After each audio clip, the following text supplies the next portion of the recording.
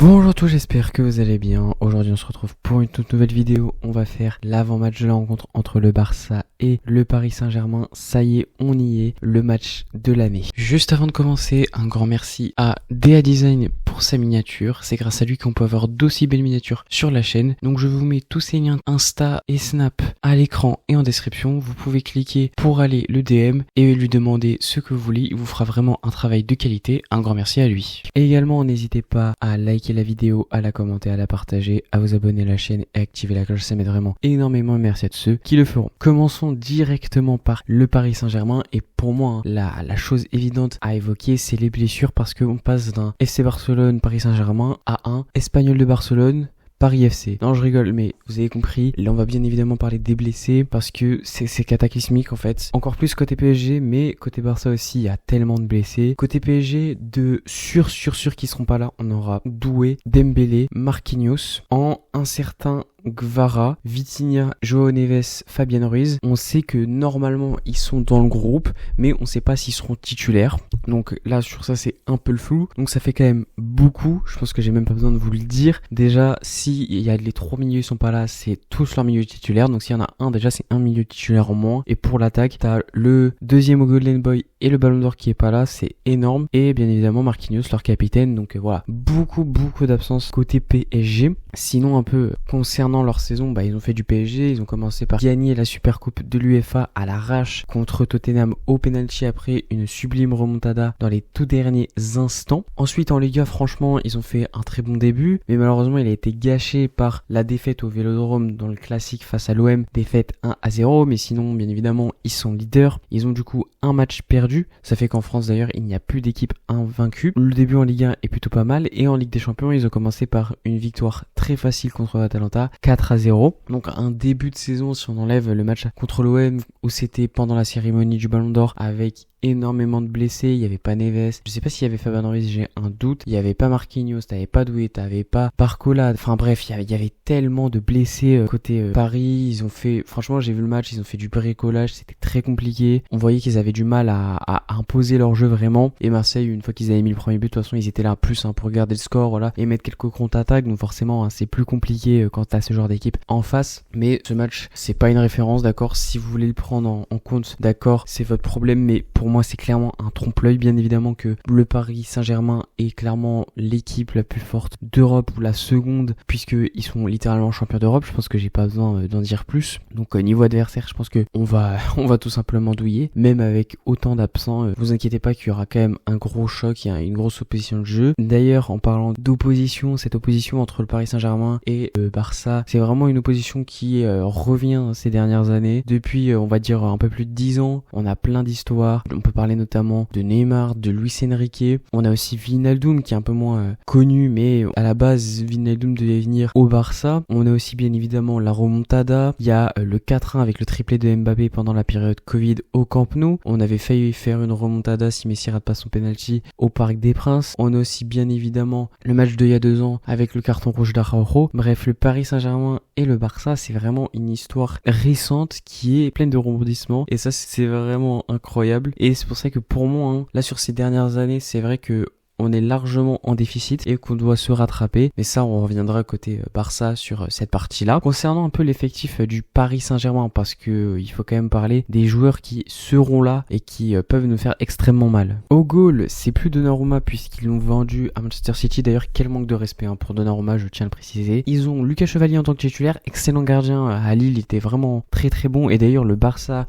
il y avait des rumeurs dessus, etc. Même si on s'est très vite concentré sur Yohan Garcia, il y avait vraiment des rumeurs sur Lucas Chevalier et c'est un très bon goal. En plus il est très jeune, il a vraiment une grosse marge de progression, donc vraiment faut faire attention à lui. En remplaçant ils ont Safonov, un bon remplaçant, voilà, mais sans plus on va dire. En défense, là c'est du grand art tout simplement. Les deux latéraux les meilleurs au monde, Hakimi et Nuno Mendes. Hakimi à droite, Nuno Mendes à gauche. On va parler d'ailleurs de ce duel sur la partie du Barça entre Nuno Mendes et Lamine Yamal. En défense, ce sera probablement Zabarni et Pacho, des très bons défenseurs. Pacho bien évidemment, qui était pour moi le meilleur défenseur d'Europe et même du monde d'ailleurs sur la saison dernière. Zabarni, très très bon joueur également. Ils ont aussi Lucas Hernandez et bien évidemment Beraldo, mais Beraldo franchement pour moi c'est le mec le plus nul de tout l'effectif de Paris. Et ils ont aussi Marquinhos mais qui ne sera pas là du coup. Au milieu on les a déjà cités, Vitinha, João Neves, Fabian Ruiz, mais ils ont aussi Mayulu qui est aussi un peu un attaquant je crois de tête, Zaïre Emery et Kangini, un remplaçant plutôt pas mal, mais voilà, ça sera jamais plus qu'un remplaçant. Et Warren Zaïre-Emery, c'est un peu compliqué en ce moment. Et en fait, il fait que des remplaçants, etc. Dans des petits matchs, ça va le mettre titulaire aussi, il y a des absents. Il est d'ailleurs le trio Ruiz, Neves et Vitinha. En attaque, on a donc les blessés qui ne seront pas là sur Dembélé et Doué. Et sinon, on a quand même des bons attaquants. Kvaratskhelia, on sait pas s'il sera là non plus. Mais il y a Bradley Barcola et Gonzalo Ramos. Là, concrètement, s'il n'y a pas Kvaratskhelia, ça va être quand même extrêmement compliqué parce que t'as que 2 attaquants. Après, oui, si vous voulez, vous avez Mbaye, mais voilà quoi, disons-le, ça reste quand même très très faible pour affronter le Barça. Donc si t'as que 2 attaquants, franchement ça fait très très peur honnêtement pour le PSG. Donc on va voir si Kvaratskhelia sera de retour, mais s'il est de retour, voilà, pourquoi pas, ça pourrait être quand même intéressant. Et concernant le jeu du PSG, je vais pas passer 50 ans. Il propose un excellent jeu, voilà, un jeu offensif où forcément il y a un pressing extrêmement haut, ils vont avoir la possession, donc ça va être un choc de style qui se ressemble tout simplement. Et on va en parler directement avec la partie sur le Barça. Donc maintenant, côté Barça, on est leader de Liga. Ça c'est dit, c'est fait. On a repris le trône qui nous est dû après cette victoire 2-1 contre la Sociedad. On va aussi parler des blessés parce qu'on en a pas mal également. Nous avons droit à côté gardien Ter Stegen, Garcia, ça nous fait déjà 2. Baldé incertain, il y a des rumeurs comme quoi Flick pourrait le titulariser. C'est sûr qu'il sera là, mais il y a des rumeurs comme quoi Flick pourrait le titulariser vu le match, etc. puisqu'il a conscience des grosses limites, bien évidemment, de Gérard Martin. Donc à voir, moi je n'y crois pas. Je ne pense pas que Baldé soit titularisé, mais on verra. Ensuite au milieu, on a Fermin Lopez et Gavi plus un semi-remplaçant et Fermin il joue un match sur 2 en tant que titulaire et il rentre à tous les matchs, très très grosse perte. Et enfin Rafinha, là je pense que j'ai même pas besoin de vous le dire, énorme pièce maîtresse qu'on perd, donc franchement ça c'est terrible, mais vraiment terrible, surtout qu'en plus c'était Mister Ligue des Champions l'année dernière, donc ça fait extrêmement mal de le perdre, mais on fera avec, de toute façon on n'a pas le choix. Donc ça c'était point blessé côté Barça. J'aimerais directement commencer par je pense les 2 duels qui m'intéressent le plus sur ce match. Alors il y en a un qui aura peut-être pas lieu, on sait pas, et l'autre c'est sûr qu'il aura lieu. Le premier qui aura peut-être pas lieu, c'est entre Pedri et Vitinha. Moi je trouve ça extrêmement intéressant, il y a eu tellement de débats l'année dernière entre Pedri et Vitinha qui est le meilleur, etc. Moi je pense que c'est Pedri, mais bon, certains diront que je suis pas objectif, ils n'ont pas tort non plus, mais je pense que si j'aurais été supporter d'un autre club, j'aurais quand même dit Pedri. Et d'ailleurs, la majorité, même une très grande majorité de gens qui sont ni supporters du Paris Saint-Germain, ni supporters du Barça, disent que Pedri est meilleur. Mais enfin bon, c'est pas le sujet. J'ai très hâte de les voir parce que pour moi, c'est pas exactement le même style de jeu. Pedri est plus dans la création, etc. Et Vitinha est plus dans, comment dire, dans la force physique, dans le pressing. Il est extrêmement bon. Il dit aussi de très bonnes passes. Il est très bon en frappe, faut pas l'oublier. Donc voilà, les deux, c'est de super joueurs et j'ai quand même hâte de voir ce duel, qui va gagner la bataille du milieu, ça m'intéresse énormément. Et également le deuxième duel, j'en ai déjà parlé, je l'ai utilisé un peu, c'est Lamine Yamal face à Nuno Mendes. Là c'est duel extrêmement intéressant, c'est déjà des duels qui avaient eu lieu, il y en a eu 2 chapitres on va dire déjà avant le 3e. Le premier chapitre c'était la rencontre entre le Barça et le PSG il y a 2 ans où on va le dire très très clairement, Nuno Mendes s'était fait déchirer, surtout au retour au Camp Nou où il a mis à mal le dépôt sur place pour ensuite après envoyer un centre à Rafinha qui ouvre le score, mais ça ne suffira pas, on le sait. De toute façon il a été sorti au bout de 20 minutes après la débilité de Araujo qui a probablement 2 ou 3 de QI, pas plus. Donc ça c'était le premier chapitre, et le deuxième c'était en Ligue des Nations cet été où Nuno Mendes avait clairement gagné son duel, ça sans aucun doute, et Lamine Yamal avait été très très effacé, j'ai trouvé. Donc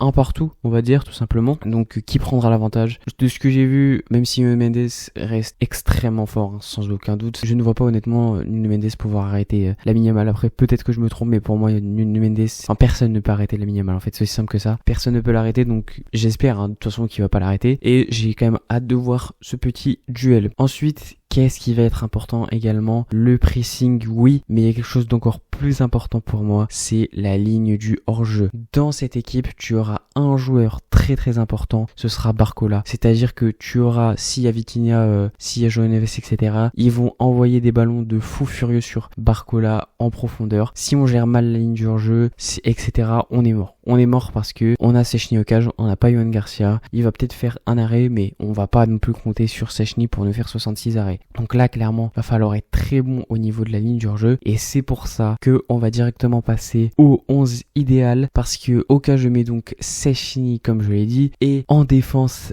centrale, là je mets du coup Christensen avec Kubarsi. Pourquoi vous me direz? Parce que la force de Araujo réside dans le physique, mais moi je considère que Christensen a largement les capacités physiques pour contenir l'attaque du PSG. C'est vraiment un point qui est extrêmement sous-coté chez Christensen, mais il est très fort physiquement et surtout il est beaucoup plus intelligent. À la relance c'est beaucoup mieux que Araujo, ça c'est très clair et net, et accompagné de Kubarsi je pense que ce sera un super duo. Et à gauche je mets Baldé et Koundé, et normalement avec cette défense t'es quand même censé pouvoir limiter l'impact offensif de Barcola. Ensuite au milieu, là je pars sur comme d'habitude un double pivot Frenkie de Jong avec Pedri, et en numéro 10 Olmo qui a intérêt à sortir un superbe match parce que là vraiment c'est important, on compte sur lui, on en a marre des un match bon, un match pas bon, un match mauvais, un match moyen, etc. Non, on va commencer à avoir de la régularité s'il te plaît Olmo, et surtout sur ce match, sois bon je t'en supplie. Et enfin en attaque, à droite Lamine Yamal, et c'est là qu'il y a plusieurs questions, Ferran Torres, Lewandowski, Marcus Rashford. À gauche pour moi il n'y a pas trop de questions, c'est Marcus Rashford, et moi en numéro 9 je préfère Lewandowski tout simplement parce que pour Lamine Yamal et pour Marcus Rashford ce sera beaucoup mieux qu'un Ferran Torres qui oui va être meilleur dans le jeu que Lewandowski, ça c'est sûr, c'est clair et net, mais par contre dans la surface t'as besoin d'un point d'ancrage, t'as besoin d'un mec qui est capable de te finir un but, et c'est plus le cas de Lewandowski que le cas de Ferran, donc c'est pour ça que je privilégie Lewandowski, mais bien évidemment je m'attends à ce que Ferran rentre en cours de match